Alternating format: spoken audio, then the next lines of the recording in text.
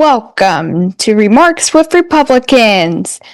I'm excited to sit down today with Rhonda Belford, Illinois Republican National Committee woman. Rhonda represents our state on the Republican National Committee, working to ensure Illinois has a strong voice in national decisions and strategy. She's a dedicated advocate for conservative values, grassroots involvement, and building a stronger Republican presence both here at home and across the country. Today we'll talk about her journey in politics, the challenges and opportunities facing Illinois, and how everyday Republicans can get involved. Plus, we'll end with a fun lightning round so we can get to know her a little better. Thanks for watching, and let's get started. 1, 2, 1, 2, 3, Yeah. Whoa, yeah. Remarks with Republicans is starting right now. Can you please introduce yourself? Hi, I'm Rhonda Belford. I am the National Committee woman for Illinois, and I also serve as Hardin County's chairperson. And I think that's what you're interviewing me as today, as National Committee woman. Is that correct? Yeah. It's good to be with you, Colin. Yeah. What inspired you to get involved in politics, and how did that journey lead you to becoming Illinois Republican National Committee woman? Wow, well, that's a very good question. Of course, how old are you, Colin? 12. Okay. Well, not much older than that did I start, I guess, becoming politically active. I started actually at the grassroots level, as you would, imagine, starting out, standing out in front of the polling places, handing out cards for political candidates who were running for office. At that time, those candidates at the local and state level who were running in my county and across the state. And at that time, one of those that I remember in specific who heretofore had really the best slogan that I can still imagine today, Winchester, a shot for Southern Illinois. And he happened to be a classmate of my uncle. And so that was really my start. And I was probably not much older than you, maybe 13 even. I'm not sure, but that's really what got me my start. And I come from a long line of Republicans. My family, not everybody's that fortunate, but I was raised Republican my whole life. And I can't imagine, of course, anything else, because those are the values that my family has always held dear. So I was raised Republican and starting in that manner. So it just led and went from there. And, my family were precinct committeemen. My dad was a county commissioner, and many of my family members have run for office, and I've helped them in that manner coming up. And then, of course, family members were precinct committeemen, and then my husband and I as well, and just coming up through the ranks. And it just was a natural progression from then. And as I mentioned to you, I am a county precinct committeeman here in Hardin County, the southeastern tip of the state, and now the county chairman, and so was involved as a young person and progressing through the ranks in that manner. So it just was a natural progression for me, very, very dedicated and attuned to not only locally, and I always say all politics is local when you care about your community, and then your district, and then your state, and now very blessed at the national level. Okay. For those who may not know, what exactly does a National Committee woman do? Well, a National Committee woman does really those things that I've been doing at the local level, and then now at the state level, but now even more so at the national level. So there are three. There's a National Committee woman, a National Committee man, and then the state party chair, that we go to meetings at the national level at least 3 times a year. And so we do things that we're responsible to helping to develop and promote uh, the Republican brand. So that's the things that we do and help set forth the political platform for the Republican Party. And so we assist with those types of things. We assist with fundraising. And as you well know, the Republican National Convention, all of those things. And there are many committees at the Republican national level. And so I happen to serve personally right now myself on the temporary committee for faith engagement. So I'm very attuned. And I think, when I came and spoke with you at Hancock County, that I'm very faith-based. And that's something that I very much appreciate about our president, President Trump, that he has brought back to the forefront, because we as Americans, we were founded and our forefathers were based on, those founding principles that we hope that God would bless America, and we are very faith-based here in America. So I'm very proud, and that's very important to me. So turning our country back to God. So I'm very pleased as a National Committee woman to serve on that temporary committee for faith engagement. And I personally, and I'll be putting that on my Facebook page as well. We do public prayer calls the second Tuesday of each month. So I post that where folks publicly can join in, and they have special guest speakers who give devotions. And every Thursday, internally, the RNC does those as well. So you'll see there's all kinds of ways that our committees work, not only in those manners, but helping promote the brand of the Republican Party and the Republican platform, and setting forth, like I said, the national convention as well. So organizing and running that RNC. And we'll be having our summer meeting here just the very next week after the State Fair in Springfield. And we will be electing, as if you're keeping up with the news, electing a new chair of the RNC. So they're very important policies and platforms and things that we do at the RNC level. Okay.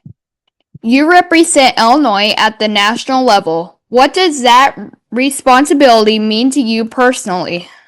Well, I think you might be able to tell that I hold that very near and dear and in very high regard, and I don't take that lightly. So I feel very honored to be able to represent Illinois in that capacity. And I would never have stepped up and even offered without deep consideration and deep prayer. So I do hold that in high regard and high honor. So it is a pleasure and an honor to represent Illinois. And I feel like we're very fortunate here in Illinois to have a voice, and we need to have voices that are unashamed to represent our state at the national level. And I'm glad that even though I live in the southern portion and our national committeeman is in the northern portion, I feel like that's a good mixture, and that we can represent the whole state at the national level. Okay. What do you see as the top priorities for the Republican Party going into the next election cycle? Well, the top priorities, of course, are going to be candidates being elected, and that we see that they have every opportunity, that they're educated, that we give them the resources and point them in the right direction, and that we unify as Republicans and get behind them. So it's going to be a top priority. It's a tough state, of course, but I'm always a glass half full kind of person, and it can be done. If we'll do what's possible and let the good Lord do what's seemingly impossible, I believe it can be done. But we have to educate, communicate, and then work together toward that goal. But our goal is to get candidates elected and give them the path to that. How does the Illinois GOP's focus differ from or align with the National Party's priorities? Well, the National Party's priorities, of course, is more on a national level, but they do help us statewide. And of course, our priorities in the state, of course, is to elect statewide candidates, state and local. And of course, we do promote our national candidates as well. So they do align, and we should align. And we look to our national for assistance, for guidance, and they do come in and help us and prop us up with educational tools and strategies and with election integrity. That's key and very important all across our nation, and especially here in Illinois, where we've had some difficulties with election integrity, not unlike other states as well, but we want to have the best opportunities and have free and fair elections all over. So we do align in that manner. So things are happening for the good of all, and we want that to happen here in Illinois. So we do align together, and of course, every state is a little different, and that's something that the RNC has to accommodate for. But we do align, should align, and work together toward the greater good, and recognize the individualities of each state, but align together for the greater good to get Republicans elected, both from the county level to the state level, and then again to the national level. How can Illinois Republicans ensure their voices are heard within the national conversation? Well, we can ensure that because you want to work together. If everybody can, have their voices heard, a good way to do that is to keep the lines of communication open. If we're feeding misinformation, but just be open and honest and keep that dialogue open and honest. Talk among yourselves, get your information to your precinct committeeman, get involved, get that to your county chairman, attend your meetings of your county chairman. Then in turn, those county chairmen should attend those meetings with those organizations that they are a part of, whether it's the Chairman's Association, and then in turn, those state central committee folks should be focusing and attentive to their districts with their chairman, communicating frequently, and then again with their state party leaders as well. And those communications should always be fluid and always be working together. And then in turn, their national committee people should be focused in communicating with all those as well, that they can take back at the national level. So we know what's going on with the boots on the ground, with the grassroots folks, all those organizations who work as well in tandem with our women's groups, with our other outreach groups. So if everybody is communicating and on the same page, we can work together toward the good. So we should be working together of one mind, one strength, and no division. That's how we win. So that's what it's all about. So we're not working in silos. Okay, grassroots activism is often the heartbeat of the party. What are the most effective ways people can get involved? Well, the most effective ways to get involved, and like I've mentioned before, all politics is local. If you can grow where you're planted, if you can become a poll watcher, if you can become an election judge, if you can volunteer in any way for a candidate that might be wanting to run for an office. Maybe you see an opportunity and your heart is becoming a precinct committeeman. There may be vacancies there. Maybe, a lot of our folks that have been precinct committeemen, maybe they're getting tired. Maybe they don't want to run again. Maybe there's an empty precinct and you want to take on that role. Maybe you see, hey, there's an opportunity. Maybe I want to run for office. So maybe you can seek out those opportunities and see what it is you might have a talent for in whatever way it is to get involved. But it is important because, true enough, people have talents in all types of different ways. Maybe you're somebody that has time and talent to offer just to assist with a campaign. Maybe somebody's looking for a captain to run somebody else's campaign at a state level within that particular county or within a district or something of that nature. But everybody's got time and talent, hopefully, that they can lend at some level. Maybe you're somebody that just has a little extra money that you want to donate to somebody's campaign. Everybody has something they can lend. Maybe you're just a prayer warrior that you can actually offer up prayers and guidance and assistance in that manner, that you can hop on a call and be of encouragement to somebody in some manner. But everybody's got something they can lend. So, and in that vein, don't sit on the sidelines. Get involved in some way. But everybody, in my opinion, is a grassroots warrior. Okay. What advice would you give to young conservatives or those thinking about running for local office? Oh boy, that's a good one. Well, I think you are an excellent example. So, I would say if you're starting out, look at what your Republican platform says. See how you line up with that. So, any candidate, whether you're a young conservative or somebody who's just coming into the party, because I know we have a lot of new people that are coming in. But I think the first order of business is maybe you should look at the Republican platform, see where you line up. Because I've heard story after story about people who maybe were on the other side of the aisle. And when they looked at our platform versus the other platforms, they figured out, hey, maybe they weren't of a different persuasion. Maybe they really were Republican. Look at that. See what it means. Seek your heart out and see how you want to get involved, because it's easy enough then to start reaching out to see where you fit in. There's a lot of good young Republican organizations that are just starting up. See where you can get involved, because we need young people. We need young people to get involved, because we got a lot of older ones that are getting tired. And sure enough, they're leaving us. They're going on, they're retiring, and God forbid they're passing away. And we need the new generation. And you are the generation of now, and we need you. Okay. How do you see social media shaping political outreach in the future? Well, social media is shaping outreach now. And I'm not sure in the future what it's going to mean, but it certainly is shaping things now.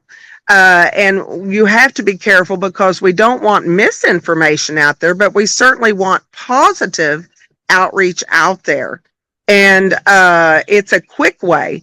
And compared to the way when I was growing up and when I was your way, standing out there and handing out cards, and certainly information was a lot slower to get around. And now social media, due to social media, it's instantaneous. It's out there right now. And if it's good information and if it's accurate information, that's wonderful. But if it's misinformation and it's not the right information, it can be disastrous. So anyway, you want to know that what's getting out there is the right information. So it's very key. And that's something I know that the Trump administration and the RNC is key on, is communication. And they are very, very good at sending we RNC members out communication information weekly for us to share and to get out exactly on social media. So I know how important and how key it is right now, and it's going to be with us for a long time. And I don't see it going away. It's going to be there for a long time and in the future. And if we utilize it properly, it's an excellent tool. What do you see as the biggest political challenges facing Illinois right now? Well, some of the biggest challenges, and I don't know if you've seen my op-ed in the Tribune, is this gerrymandering. So it's a big problem, and especially in Illinois, because we're in the super minority. But hopefully we're going to get that changed upcoming. But we have to keep up the good fight, and we as Republicans have to unite behind Republican candidates. That's the only way we're going to get that changed. So until that happens, but we have to stick together as Republicans and have to get ourselves in the majority. So when that happens, we're going to see a lot of things change in Illinois. And I think the last election, it was very encouraging. We are making great strides. I know if you'll look at the map, the bottom portion, my congressional district is very, very red. And most of our areas are Republican leaned. They are conservative leaned. But it is a hard job up in the Cook and Collier counties. But those folks are tired. They're leaning Republican. They're fighting the good fight. And if we can just get a little help and get this gerrymandering of these districts fixed, we've got a real opportunity here. So we've just got to bind together, encourage one another, and I think this next election, we're going to see even more strides. How do you see Illinois fitting into the national Republican strategy for winning elections? Well, the last meeting that I was at, they did a strategic rundown. And of course, I had to go up to them at the end. I said, "You forgot Illinois. You forgot to talk about Illinois. We have an opportunity with the governor's race. We have an opportunity with the U.S. Senate." They said, "Yeah, you really do." Because I know things are targeted in certain states that might be really easier and more targeted than Illinois is. But certainly, Illinois is not a lost cause, and we're not out of the picture, and they recognize that. And as you see, Illinois, since that time, which that was back in the spring, we are in the forefront. We are coming on strong, and we have opportunities here in Illinois. So we're not a lost cause. I'm a glass half full person, and I see us coming on strong. So I'm like, I think I can. And that's the strategy we're all going to have to get together. And once we all start thinking that we can, because our current governor is losing popularity every day. And sure, there may be money that seems insurmountable, but money isn't everything. We've got a lot of good people here who are tired of feeling oppressed, and I think you're going to see a lot of big changes in Illinois very soon. But we've got to think positive. We've got to work together. And when that stuff starts happening, then the national level is going to be paying better attention to us too, and they already are. What's something most people don't know about the Republican National Convention? Well, are you talking about the last convention that we had? Because I've only been to one national convention, and I will tell you, it was electric. It was like no other. In fact, people who had been to other national conventions said that national convention that was held in Wisconsin was phenomenal, and it was like no other. And what was interesting about that particular convention, I've really never used this word to describe things before, but the word that kept coming to my mind was jubilant. Jubilant. That's all that I could use to describe that convention. And then, and everybody felt the same way. So anybody that was watching it on TV, I think they could feel that. And even when I talk about it today, even sitting on my deck here, it's very warm, but I'm getting cold chills. And when we would get back on the bus for them to take us to our hotel, which was quite a ways away after the convention center, just before, but we would discuss this on the bus on the way back, you could hear a noise, a horn blow. You could hear it. I didn't know what that was exactly, but you could hear it. And it was while, of course, the president hadn't been elected yet and everything. But anyway, you could hear this horn blow. And of course, he had that incident, where he had been shot, and everybody had these little American flags to put on their ear and everything. But anyway, you could hear this horn blow, and I did not know exactly what that horn was. You could hear it. But when we got on the bus to go back, we were discussing that. It was a shofar. Do you know what a shofar is, Colin? A person that takes you around places? Well, no, a shofar. It's a ram's horn. A ram's horn. It was a horn. It was a ram's horn. And you'll have to look all that up. But they were blowing that horn. And the meaning of that, and you'll have to look all this up because this is very interesting. So this is an assignment for you. Okay. So anyway, the shofar's horn that was blowing It's very symbolic for a great awakening. So if you'll go back to all of that time, there's been a lot of things that have happened since that time. So I believe there's been a great awakening in our nation. So anyway, so if you take that back, and all I could use was the word jubilant, and then this shofar's horn that's been blowing, I believe our nation has had a great awakening in many ways. There's been a lot of things that's happened since the national convention. That convention was the most stirring, most jubilant, and it was my first one, so it was a good one to go to. But many people who had been to other conventions before said the same thing. It was unlike any they'd ever been to, and with that horn blowing, which was a shofar's horn, uh, was you can look up all the different meanings, and Great Awakening, I think, was the most stunning meaning that I could come up with for that. But everybody recognized that, and many who understand that. But that's an assignment for you to kind of look up. But that was one thing that people who maybe were on television might not have heard it or might not have known. But that was something of great interest and meant very, very much to the people who were there, and especially me. How do you balance representing Illinois Republicans with the broader goals of the National Party? Well, it's my pleasure, going across the state and representing Illinois Republicans.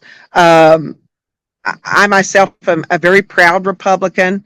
I meet so many people, a lot of old friends, a lot of new friends, and it is a pleasure to do so. I've driven the wheels off my car. I had to get a new car. So you know how that goes. That's just fine with me. And you don't do this for money because it costs you. This is all something that is, on you. It's a volunteer position. I don't know if people think that you're really getting, paid for this. It's not. It's a volunteer position, and you go all over the state and you do it. It's truly a labor of love, and you do it because you want to. You do it because you care. And then now you do it at the national level. I think the RNC meets at least 3 times a year for meetings. You have a spring, a summer, and a winter meeting, but we have a host of Zoom calls on different things like that. So then we take what we do at the state level and we take that to the national level. And it's good to hear from other states. You find out that you're not alone with the good, the bad, and the ugly things that may be happening in your own state, but we truly have good reports that we can carry at the national level, and that we're like-minded and have the same types of good things and same types of problems. So we are truly not alone. Coffee or tea? Oh, well, that is very easy for me. Tea. And I got some right here. Early bird or night owl? Night owl. Favorite Illinois tradition or event? Well, we're getting ready for the state fair in Springfield, but I love the fairs, and so Springfield State Fair is coming up. But then again, down south, we have 2 state fairs. So the DuQuoin Fair is the other state fair. So those are good fairs, and we always enjoy fair time. One word you'd use to describe Illinois Republicans? My goodness. Well, I would call them resilient, because Illinois Republicans have been around the block. They've been on top, they've been on bottom, and I see them coming up again, so they are resilient. And I appreciate what our Illinois Republicans have done in the past, what they continue to do, and what they will always do, because they hold fast to their values, to their platform, and I think they're resilient. Go-to comfort food on the campaign trail? Well, that's kind of easy for me too. McDonald's French fries. First There's nothing like a good greasy French fry. If you're getting ready to speak or sing, that's what I do. First political event you ever attended? Well, the first political event when I was actually very young, not a whole lot older than you, maybe I don't know, 14 or 15, and they don't have those events anymore. But certainly loved the World Trot Derby Banquet, is what it was called, and it was held the first Friday before the Saturday World Trot Derby race. It was a national race at the DuQuoin Fair. That was it, and I was a young girl at that time, and I always sang at that event, and that was always held in Marion, I believe, is where they had that at the Holiday Inn, and that Holiday Inn's even been torn down now. But it was a huge event, and everybody in the state, anybody that was anybody, if you were a governor, if you were a candidate running, everybody came to that event from all over the state of Illinois, and I usually sang at that event, and I might have been maybe 15 when I first attended that event. It was a fabulous event. If you weren't in politics, what would you be doing? Well, if I weren't, and I still do anyway, I would probably be singing more, because people still ask me, well, are you singing as much? And I used to have a band and traveled more, but and I still do sing. But, I would probably be singing more. I just don't have as much time. Okay, and that's all the questions. Wow. Well, that was a nice, a lot of questions there. And here, can you see the Ohio River behind me, Colin? Yeah. Wow. See, that's why when somebody asked me when I came to your county, and people would ask where I live, I say one toe in the river, I'm Kentucky. There you go. See, I really mean it. So, Colin, I appreciate everything you do, and you're going to really be something. You are something now, but to forward the Republican Party and the things that you do, and I appreciate your mother and her role as the circuit clerk and everything you all do in Hancock County and beyond. So thank you. What do you want to do, Colin? What are your ambitions? Maybe a game show host right now. Well, you know what? What did you call that? It wasn't Family Feud. What was it called? Price is Right. Oh, it was. Oh, is that what you didn't call it? Oh, Price yeah, is Right. it is Family Feud. You called it Family Feud up there? Okay. I thought you called it something else. But yes, you know what? I have every faith that you're going to do anything you want to do. I have no doubt. Friendly Feud. That's what it was. I was thinking there was a little twist to that. Friendly Feud. Yeah. I love that. You did a really good job. And I appreciate you and everything you do. God bless you. Yep. Same to you. All right. Thank you for having me on. You're welcome. See ya. See you. Bye-bye. Bye. It was such a great experience sitting down with Rhonda Belford, the Illinois Republican National Committee woman. We talked about how the Illinois GOP is working in step with the National Party while tackling our state's unique challenges, from election integrity to gerrymandering. Rhonda shared why open communication, grassroots activism, and unity are key to winning in Illinois, and gave us a glimpse into the incredible energy at the RNC Republican National Convention, which she describes as a great awakening. Representing Illinois, she says, is a labor of love, and she's optimistic about the road ahead. Thanks for watching, and if you want to see more conversations like this, check out our other episodes of Remarks with Republicans right here on Sam Webb's Documentaries. Thanks, bye!